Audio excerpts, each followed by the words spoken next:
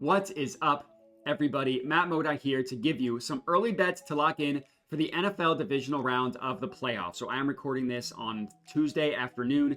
All of the games are finished for the wild card. We have a lot of odds out for the divisional round, including player props. So I actually have 8 bets for you guys to lock in early for this NFL betting slate. I love getting in the odds early. More often than not, that lines are able to move in our favor, meaning we get positive CLV. So it's really, really important to bet early. And normally I only have a couple bets early, but since all the player props are out, 8 bets, I know it's a lot, but keep in mind it's across 4 games. So on average, 2 bets per game is a little bit more reasonable. To do a recap, which I wish we could skip, but we can't. Wildcard weekend was awful. Like, no way around it. Just had a terrible, no good, very bad wildcard weekend. We did not win any of our bets on Sunday, and we went 0-2 on Monday. We were down over 6 units on the weekend. It was the worst week that we've had this entire season, obviously including the regular season. It was just really bad. None of the looks that I had really came to fruition. Only one of them really came, a couple of them came close, but it was just bad. Hopefully we can move on. It was still an amazing season overall, even if you include last week's losses. Up over 37 units on the year, up over 15% ROI on the year. Both of those numbers are very good. Both of those numbers looked a lot better before last week, but that's the nature of the business. So hopefully these early lines go well. Then as the week goes on, as more odds get posted, as lines change, I'm going to have a video specifically for Saturday and Sunday. So 2 videos, one for each day. Before we get into it, make sure to like the video, make sure to subscribe to my YouTube channel. And then for the comment on this one, let me know your favorite sports movie. Great category. There's a lot of fun sports movies. My wife's favorite is Miracle. My favorite is Remember the Titans. But put in the comments your favorite sports movie. I love reading through the comments. But we can get into it. So admittedly, this is probably going to be a little bit of a longer video. So I'll try to go as quickly as I can for each play. The first play that we're locking in here, and I'm just going in order of the games in which they're played. Dalton Schultz. So I actually got him over 32.5 receiving yards. Right now, the best offered price is at 34.5. That is admittedly a little bit scary, but I would still take it at this number. And the reason why, it's all because of the matchup. Now, the source that I'm using here is Outlier. I put a link to Outlier in the description of the video. So if you want to check them out, you can. It's all about the matchup. If we look at here, KC receiving yards against how they guard the position versus tight end, 32nd. They literally allow the most receiving yards per game to tight ends in the entire NFL. Literally number 1. We've targeted the Chiefs defense with tight end receiving props the entire season. It's come through more often than not for us. Now looking at Dalton Schultz, he's only hit the over 34.5 number. Hopefully this does go down to 32.5 when you're watching this, so that's what you can bet. But he's only hit the 34 number in 4 of 18 games. Now look at some of these games. 34 twice, 33, 29, 28, 27. So he's come close like 6 separate times. In the games in which he went over, 45, 61, 66, and 52. Now this 45 number is very important because look at who that matchup was against. This was against the Kansas City Chiefs, where he went over with 45 receiving yards. So it's honestly just a matchup play. I don't have that much more to go off of. He had 8 targets in that game as well. He caught 5 of them. It's tied for the most targets he's had in a game this entire season. So it's the way the Chiefs play defense. They do not give up a lot of receiving work to the running back, which we're going to talk about. They don't allow a lot of yards go to wide receivers. It's all to tight ends. As you can see, they're like middle of the pack in terms of receiving yards allowed, but 70 of those yards are to the tight end position, meaning they don't allow a lot to running backs and wide receivers. So we want to target the tight end, which is what we did last time these 2 teams played and it came through for us. Let's do it once again. So number 1, our first play is Dalton Schultz. Again, I got the over 32.5 receiving yards. I would still take it at 34.5, but obviously we hope that number comes down. The second play that we're locking in here is Joe Mixon. I got him under 79 rushing plus receiving yards. Looks like you can get it at 78.5 at Prize Picks, and every other book has it at 76.5. If you use Prize Picks, I would take it at 78.5. If you use the if you don't use them and you can only get it on DraftKings and the other lines, I would still take it under 76.5. So I mentioned the Chiefs. They do not allow any receiving work to the wide receiver or the running back. They also have a very stout run defense in general. So if we look at the same thing here, we look at the matchups, the Chiefs allow the 3rd fewest rushing yards per game to running backs, and they allow the 5th fewest receiving yards per game to running backs. Top 5 in both of those categories is pretty impressive. If you look at Joe Mixon, he had an amazing start to the year. And we can take out this game because he got hurt in the middle of this game. So you take that out. He cashed it in the first, 7, 8 games of the year, 7 of the first 8 of the first 9. Since then, he's missed it in 4 of his last 5 games. And he did cash it last game. And that admittedly tough matchup against the Chargers. They won that game 32-12. The Chargers offense could not do anything. So the Houston offense never needed to abandon the run. I don't think that's going to be the case in this one. I think we all expect the Chiefs offense to be able to move the ball. I think they're probably going to have as successful of a game against them as they had last time when the Chiefs won that game 27-19. And Mixon went under in that game. Now, he still had a decent game overall with 71 combined rushing plus receiving yards. That's still an under in this number. An under for this prop, I mean. And again, it's just a tough matchup. 3rd fewest rushing yards per game to running backs. And that's on the 2nd worst yards per carry as well. So the Chiefs allow the 2nd lowest yards per carry, 5th lowest receiving yards allowed. And if you just look at the Chiefs' run defense, they're really good in 2 categories that I really put a lot of value in. And what we're looking at here is fantasy points. Let me zoom in a little bit more. And we're looking at adjusted yards, we're looking at yards after contact per attempt. We see the Chiefs, the 2nd lowest. Whenever the Chiefs are able to get their hands on you, they bring you down. They do not allow a lot of yards after contact. Let's look at yards before contact per attempt. Chiefs allow the 7th fewest yards before contact. That's all there is. It's either before or after contact, and the Chiefs aren't allowing much of anything in both of those categories. It's the combination of a very, very good run defense. The recipe also of a very, very good run defense. So I'm fading Joe Mixon in this one, taking him on his under rushing plus receiving yards. Same game. I admittedly have a lot in this game. We're going Xavier Worthy over 5.5 receptions, so 6+ receptions. I would check this number on Bet365. I was able to lock this in at Bet365. As you can see here, Outlier is not pulling odds from Bet365, but I believe you can still get it at +145. Now, the reason why we are on this play for Xavier Worthy, 2 reasons. Number 1, the matchup isn't terrifying. The Houston Texans defense does not allow a lot to the tight end, and they're almost the opposite of the Chiefs. They don't allow a lot to the tight end or the running back, but they do allow a decent amount to the receiver. I mean, 8th fewest is still pretty good, but up from the 5th fewest receptions overall. Honestly, this isn't really a play on the matchup. It's just a play on the increased usage, workload, and the new role for Xavier Worthy. As you can see, to start the year, he did not catch 6 or more balls in the first, 12, 15 games, whatever this is. Since then, he did it in 3 straight games. And this game doesn't count because the Chiefs rested their starters. But he did it in 3 straight games with 6, 7, and 8 receptions. And he did that on 11, 11, and 9 targets. Now, the reason why I think we can take this tiny 4-game sample size and extrapolate that out to this game is because they completely changed his role. At the beginning of the year, they were using Xavier Worthy on these long, deep passes, trying to get his speed in the deep passing game.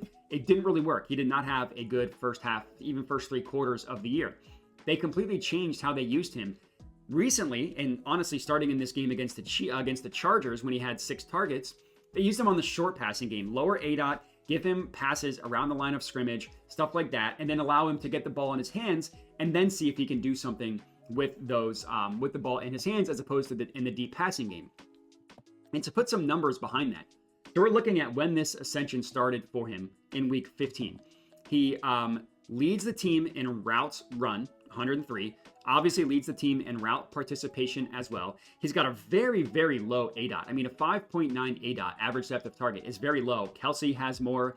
Hollywood Brown has more. DeAndre Hopkins. The only person that's lower is Juju Smith-Schuster, who's not really a person that you want to get compared to. But leads the team in targets. Leads the team in target rate. Now, he's only 2nd in targets per route run, but that only person ahead of him is Marquise Brown. And look how many more routes he's run. He's run 103 to Hollywood Brown has only run 35. So it's not even close in terms of the routes they've run. And these numbers are really good. But what I also really like, leads the team in receptions. That's good. But it's the advanced stats that are really, really good. This number, first read. This is first read and designed targets. It combines the 2 of them together. He's got 26 combined first read and designed targets. The next closest player is Travis Kelsey, who's got 12 fewer than him at 14. He also leads the team in first read and designed target rate at 31%. You go down to just looking at design targets. This is exactly what it sounds like. It's a target designed for him, a wide receiver screen, stuff like that. That's only going to him, or the play doesn't exist at all. Leads the team with 9. Next closest player is Hollywood Brown with 2. Designed target rate of 29%. And if you just want to compare these numbers to what they were at the beginning of the year, so we take out the last 4 weeks of the year, just to compare. And obviously these numbers are going to be way, way different, but just to kind of show you exactly how much different they are. His ADOT was, if we look for Xavier Worthy, his route participation went down 11% from 81 to 70. His ADOT almost doubled. It was in the 5 number. Now it's 11.2. His target rate went up by 16%, went from 14 to 30%. Targets per route run went from 0.17 to 0.3. His first read and design target rate went up from 18% to 32%. And his design target rate went from 13% up to, I believe it was 26%, 29%. So everything went up for Xavier Worthy as his ADOT went down. That's honestly why we are on this play. I think they're going to give him a lot of plays around the line of scrimmage so we can count on these 6, 7, 8 receptions for Xavier Worthy. So that's it with the Chiefs and the Texans game. Now we head over to the Commanders and the Lions game, where I'm going to have 2 bets on this one. The first one is Jaden Daniels over 59.5, so basically 60 plus rushing yards. Now, I was able to get this at plus 120. Right now, the best offer price is DraftKings at plus 115. I would check Bet365 because they normally have the best odds for these alt lines, and you can get this at plus 120. Now, he's only hit 60 yards in 6 of 18 games. Now, he got hurt in this game against the Panthers. He hurt his ribs, and then he missed it in 4 straight games. Now, 52 yards in the next game after isn't terrible. But since then, he had cashed it in a 4-game and 5-stretch span. You take out this game against Dallas because he didn't play the second half in that game. And then this game was legit. So if you look at his last 10 games, 4 of his last 10, but it's really 4 of his last 6 because he missed it in this game. They won 42-19. Probably not going to happen. And then another legit game that he missed was this Bucs game. What I like is that his attempts went way higher. So he had 9 or more rushing attempts in 4 of his last 5 games. And even in one game where he didn't, he still had 7, and he still hit the 60-plus rushing yards number.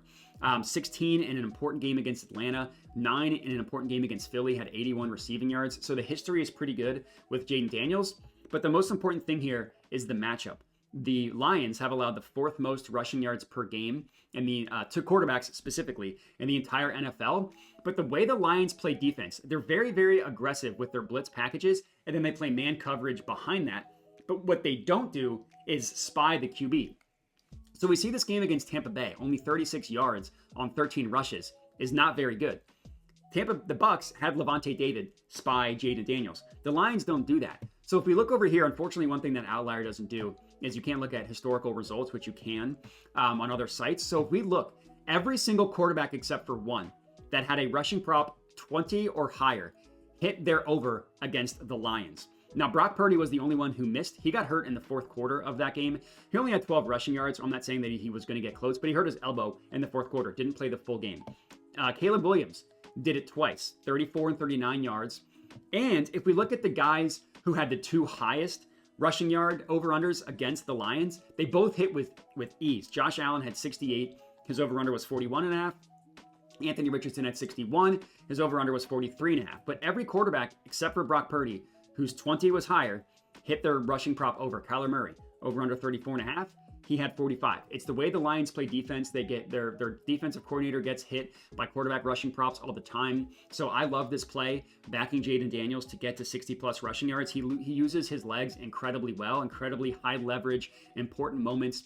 Doesn't take a lot of hard hits aside from that game against the Panthers. So I love backing Jaden Daniels and his legs in this one. I do have another play in this game. It's another play backing a player on the Commanders. It's Olamide Zaccheaus. I have him 2 plays. I have him 40-plus receiving yards at +1. This is actually plus 150 at Bet365, so another situation. You see they don't have Bet365 odds. And I also took him 50-plus as well, plus 250. I actually think this is the best offered price. So Bet365 does not have the best 450-plus. So I put a unit on 40-plus, a half unit on 50-plus. This is all a play because with an injury to Noah Brown. So we look at the season for Olamide Zaccheaus. He only hit 40 yards in 5 of 18 games. That's not great. But they had an injury to one of their receivers, Noah Brown. He's on IR. If you look at games without Noah Brown, he missed it in the first 3, cashed it in 3 of the last 4. And this game against the Bucs was last week. He didn't cash it in this game. Still had 3 targets, which isn't terrible. Normally he does get targeted deep. So like we see him hit it on 2 targets before, on 2 receptions on 5 targets. This was Noah Brown's game. Noah Brown had an awesome game, Diami Brown. I get the Browns confused. Not Noah. Diami Brown had an awesome game in this one. I think it's going to swing back to Olamide Zaccheaus. If you look at the data, so this is since Noah Brown got hurt in week 15. So we look at the last 4 games, including the wild card game. Olamide Zaccheaus has run the 3rd most routes on the team. So he's only ahead of him are Zach Ertz and Terry McLaurin. But he leads the team in yards per route run. So he's run the 3rd most routes, but leads the team in yards per route run. He has 1.95. Diami Brown is close. Diami Brown has had some good games.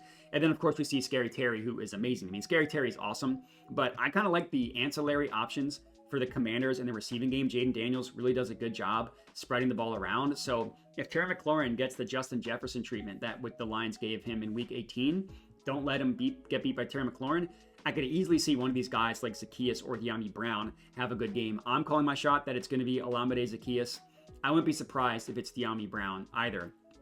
The running back, the Detroit Lions, you cannot run on them, but you can pass on them. They've allowed literally the most passing yards to wide receivers in the entire NFL. So honestly, it could be all 3 of Olamide Zaccheaus, Diami Brown, and Terry McLaurin. They could all hit their receiving prop over. I liked specifically doing the ladder climb on Olamide Zaccheaus. In terms of the Lions plays, they're withholding a lot of rushing props because David Montgomery may or may not play. He probably will play, but I didn't have anything on the Lions. I probably will later. Now heading over to the Sunday games. I have 3 bets active right now in the Sunday games. I took Kyren Williams. I pumped him up to 80 plus rushing yards. Actually, this is a better price. I got it at plus 110. You can now get it at plus 111. So you did not miss the market on this one. Now, to get the negative out of the way first, incredible Eagles run defense. They're only allowing 80 yards per game overall to running backs, allowing the 7th fewest in the entire NFL. This is a play in the volume I think Kyren Williams is going to get, and I actually don't think the Eagles run defense is going to be quite as good in this game as they've been the entire season. The biggest difference with this Eagles defense is they're missing one of their starting linebackers, Nakobe Dean. He's their linebacker. He wears the green dot, which means he calls all the plays. He gets the defense settled, and he's really, really good in the run game. And we saw the Packers take advantage of the Eagles' backup linebacker once Nakobe Dean got hurt. Like Josh Jacobs in the game against the Eagles, he had 18 carries for 81 yards, and that was a really gross game for the Packers offense. They had no wide receivers at the end of the game. They still had success running the ball with Josh Jacobs, and I think that's going to be the case. I think the Rams are going to have success running the ball, and I think they're going to have a much more balanced game plan than they had against the Vikings. I mean, they came out against the Vikings, pass, pass, pass. The Vikings are a team that you cannot run on, but that you can pass on. The Eagles are not quite that team. They're good both against the run and in the air, but I think that the Rams, they like to have a well-balanced approach. I mean, if you look at the attempts for Kyren Williams, we take out this game because they were down 21-0 in the first quarter. They got blown out 41-10. We take out this game because he barely played in that game, only 13 rush attempts. Those are the only 2 games where he had fewer than 15 rush attempts, and he had 20 in, I think, 8 games. I mean, 20 plus rushing attempts in 1, 2, 3, 4, 5, 6, 7, 8 games. So they are not scared to give the ball to Kyren Williams. Now, the risk here is that if the Eagles get out to a huge lead, then yeah, they probably will have to abandon the run a little bit. But I think they're going to try to be as well balanced as they can. And I actually do think that they're going to be able to have success running the ball. Obviously, the Eagles defense is amazing, but losing a key piece in Nakobe Dean could hurt their run defense, and it could be a situation where McVay takes advantage. I did want to look at his receiving yards because Josh Jacobs also had a really good game through the air once Nakobe Dean got hurt. But Kyron's so hit or miss in the receiving game, and I've kind of gotten burned by trying to force running back receiving props, so I didn't want to do that again. Let's hope that doesn't burn me by not doing it this time. But Kyren Williams, 80 plus rushing yards, is the play that I have in this Eagles-Rams game. And then I'm not messing around. I'm taking Saquon Barkley. I'm laddering him up all the way to 150 plus rushing yards. Now, I was able to get him for a unit at over 109.5. I put a half unit on him 130 plus, which was able to, I see, check Bet365. They're giving you the best odds on all these plays. It's over 106.5. It's 130 plus, and it's 150 plus. Those were the plays that I put on Saquon Barkley. I'm not messing around anymore. He had 119 yards last game. He would have had 150 if he didn't slide at like the 40-yard line when the game was over. The rush attempts that he gets are insane. Last week, 25. Only one game with fewer than 17 rushing attempts. That was a game in which they got blown out against the Bucs. And then another game he had 14, another blowout against the Cowboys where he only had 14. But the other games, I mean, he's had 24, 27, 26, 26, 29, 31 rush attempts. It's insane how much work they give him. And look what he did against the Rams last time. He had two separate runs of 70 plus yards against the Rams. You take both of those runs away, he still had 110 yards on the non-70 plus yard runs. I get that the Rams defense looked awesome last week. It's just a different animal when you go against the Eagles offensive line that's significantly better than the Vikings offensive line. Sam Darnold looked terrible, and I'm not going to say that the Eagles pass defense looked great last week, but they're not going to have nearly as much trouble dealing with the stunts that the Rams had along the defensive line. Like the issues that Sam Darnold had wasn't with blitzes, it was with them getting home on non-blitzes, aside from like a cornerback blitz that did get there. But Saquon Barkley's hit 150 yards in 5 of 17 games, which is an insane rate. We're getting it at plus 400, and I don't think the Eagles are going to mess around. The Rams defense, you can run on them. 10th most rushing yards per game, 11th most specifically to running backs, and we just saw Saquon Barkley do it. We saw him almost get it last week when he obviously probably should have, but he decided to slide before getting it. So give me a Saquon Barkley ladder over 106.5 for a full unit, 130 plus for a half unit, 150 plus for a quarter unit. And then the last play that we have is in this Ravens-Bills game. Maybe I am being a little bit too cute, but I took Justice Hill over 18.5 receiving yards. I also took him 30 plus receiving yards as well for a half unit. Again, both of those are best offered at Bet365. The reason why this is a play, it's because of the matchup against the Bills. The Bills got burned by the running back position, specifically through the air, all year. They allowed, as you can see, the most receiving yards per game allowed to running backs, literally 32nd. And if we go to receptions, they allowed the second most receptions to running backs. So most yards, second most receptions. And they also allowed the second highest target share go to the running back position as well. So we're looking at fantasy points. Target share that went to the running back position. We see the Bills are the second most. Now, they got lit up by Devon Achane in 2 of those games. You take both those games out, the Bills are still at third. They're still third highest target share with 2 games that only help our cause. So Justice Hill, yeah, he's hit it in 7 of 16 games, but he got hurt in one of the games, which is why he had like a little bit of a lower, I think it was the Steelers game. He got hurt. Missed it last week against the Steelers, but I mean, they didn't need to throw him the ball at all last week. And look at this game. The best game that he had in the air was against the Bills. He had 78 receiving yards. A lot of important notes here. Number 1, the Ravens blew out the Bills in that game. They won 35-10. You would think that in a game in which they won 35-10, that the passing back, which is Justice Hill, would not have needed to do anything. They identified a matchup advantage with him. He had 78 receiving yards. And Derrick Henry went bananas in this game. He had, I think, over 150 rushing yards in this game. So even if you think, like, why aren't you betting Derrick Henry? He's going to take everything. Derrick Henry could still blow up, and we could still get a good game from Justice Hill. So Justice Hill over 19.5 receiving yards for a unit, 30 plus receiving yards for a half unit as our 8th and final pick of the video. There are a couple guys that we are waiting on odds for. So that's why some games, like I don't have any bets on Lions players. I don't have any bets on Bills players. We're just waiting for odds to shake out. But to real quick give you a recap of what I have for this slate early, it's Schultz over 32.5 receiving yards, Mixon under 79.5 rushing plus receiving yards, Xavier Worthy 6 plus receptions, Jaden Daniels 60 plus rushing yards, Alameda Zaccheaus 40 plus 50 plus receiving yards, Kyron Williams 80 plus rushing yards, Saquon Barkley over 106.5, 130 plus, 150 plus rushing yards, and Justice Hill over 18.5 and 30 plus receiving yards. I say that's all we got. Like I didn't just give out like 10 bets or whatever, but that is all we have. Those are the early bets that I locked in. Stay tuned for videos popping. Popping's a dumb way to phrase it. Videos coming out on Saturday and Sunday for the individual days.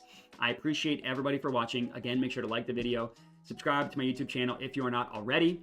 Comment your favorite sports movie. Mine is Remember the Titans. And last thing, if you want to support the channel, check out the links in the description of the video. I have a link to Outlier. I have a link to my Dub Club where I send my plays out for $5 a month. Check those out. But that's all we got. Make sure everybody bet responsibly and have a good one.